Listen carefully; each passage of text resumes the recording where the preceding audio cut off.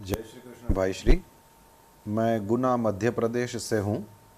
मैं जानना चाहता हूँ कि नारद जी की शादी क्यों नहीं हुई थी। कृपा करके बताएं, आपकी बड़ी कृपा होगी। यशवर्धन श्रीवास्तव। अच्छा, भाई श्रीवास्तव, नारद जी के भाग्य में दुख नहीं लिखा था, इसलिए उनकी शादी नहीं हुई। अच्छा प्रश्न है तुम्हारा। इसका मतलब ये नहीं कि हम शादी करते हैं तो हमारे भाग्य में दुख, ये तो केवल विनोद की बात होती है, केवल चुटकुले में ये सुनाया जाता है। हमारा प्रारब्ध जिस प्रकार का होता है तद अनुसार हम गृहस्थ में प्रवेश करते हैं या तो नहीं करते हैं। देवर्षि नारद की शुरुआत से ही रुचि नहीं है शादी में। शादी क्यों नहीं हुई? एक होता है शादी करना चाहते थे लेकिन हुई नहीं, और दूसरी बात यह है कि उनको शादी करनी नहीं थी, गृहस्थाश्रम में जाना ही नहीं था। भागवत जी में लिखा है, नारद ऋभु हंस अरुणी यति, ये सब ब्रह्मचारी रहे, ब्रह्मा जी के पुत्र, उनको गृहस्थाश्रम में जाने की इच्छा नहीं थी। ये सभी ऊर्ध्वरेतस महात्मा थे, वो जाना ही नहीं चाहते थे।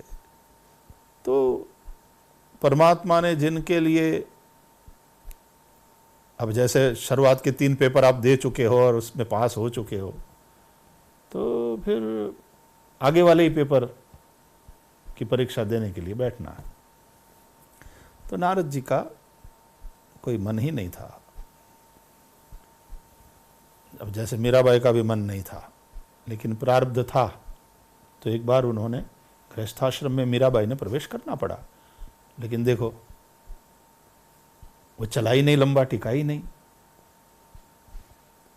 और मीरा मन से श्री कृष्ण से बरी थी, तो कृष्ण की होकर के रही और पूरा जीवन कृष्ण सेवा में और कृष्ण की कीर्तन में, उसी मस्ती में खपा दिया।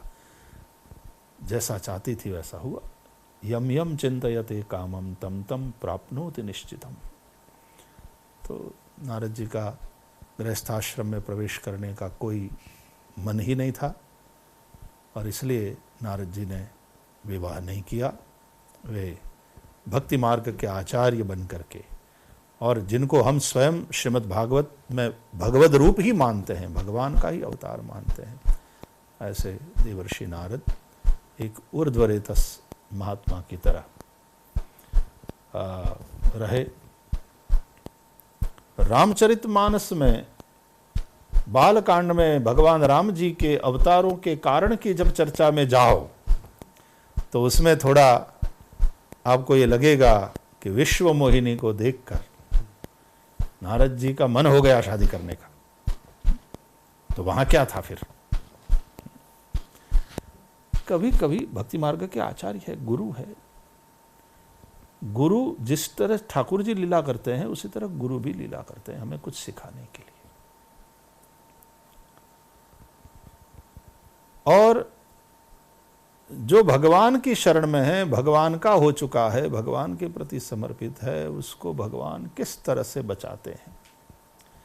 शायद उसके लिए, चाहे उसके लिए भगवान को खुद को गाली खाना पड़े भक्त से, और भक्त से शाप कबूल करना पड़े, तो वो करके भी भगवान अपने भक्त को किस तरह से बचाते हैं, ये दिखाने के लिए भक्ति मार्ग के सदगुरु आचार्य देवर्षि नारद ने ये वाली लीला करी, विश्व मोहिनी में आसक्त होने की, और भगवान से रूप मांगा।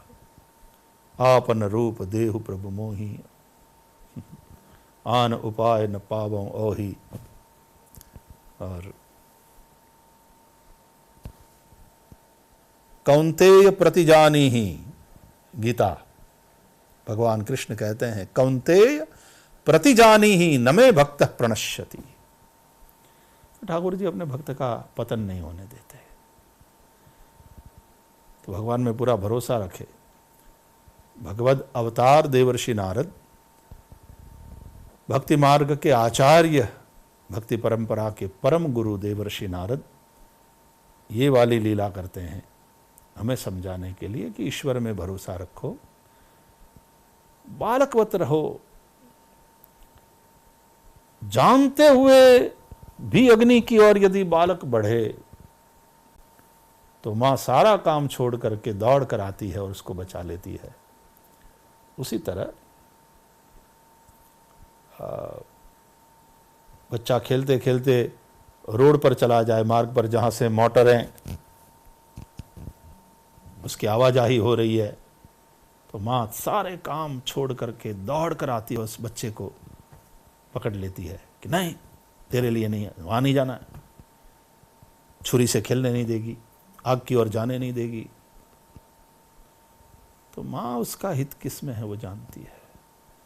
तो देवर्षि नारद ने कहा कि जिद भी कर ले बच्चा कि मुझे ये चाहिए, लेकिन भगवान ना बेटा ये आपके लिए नहीं है, नहीं जाने देते। तो उसके लिए नारद जी के गुस्से का भोग भी बनना पड़ा। नारद जी ने जो सुनाया है वो रामचरितमानस में यही है, और अंत में शाप भी दिया है। तो भगवान ने बड़ी प्रसन्नता से उस शाप का भी, बच्चे को कभी कभी माँ करने नहीं देती, जो बच्चा जो चाहता है वो नहीं करने देती, तो बच्चा गुस्से में आकर माँ को भी पिटता है, ऐसा होता है। लेकिन माँ वो नहीं करने देगी मतलब नहीं करने देगी। तो भगवान को हम ऐसे ही थोड़ी कहते हैं त्वमेव माता च पिता त्वमेव। भगवान हमारे माता हैं, पिता हैं, गुरु हैं, बंधु है, सखा है। तो ठाकुर जी भी पूरा ध्यान रखते हैं। बड़ी अद्भुत कथा, एक एक कथाएं इतनी अद्भुत है और उसके इतने दिव्य संदेश है। ये केवल कहानी के रूप में मत देखो, कहानी तो बढ़िया वाली है ही है, उससे मनोरंजन तो होता ही है, लेकिन उसके अंदर जो संदेश छुपा हुआ है वो जब हम समझते हैं तो बहुत आनंद आता है, मन नाचता है। हाँ, इसलिए बुध विश्राम सकल जनरंजनी, ऐसी कथा है। तुलसीदास जी कहते हैं बुधों के लिए विश्राम स्थान और जन साधारण का रंजन करने वाली ये कथा है। जय श्री कृष्ण।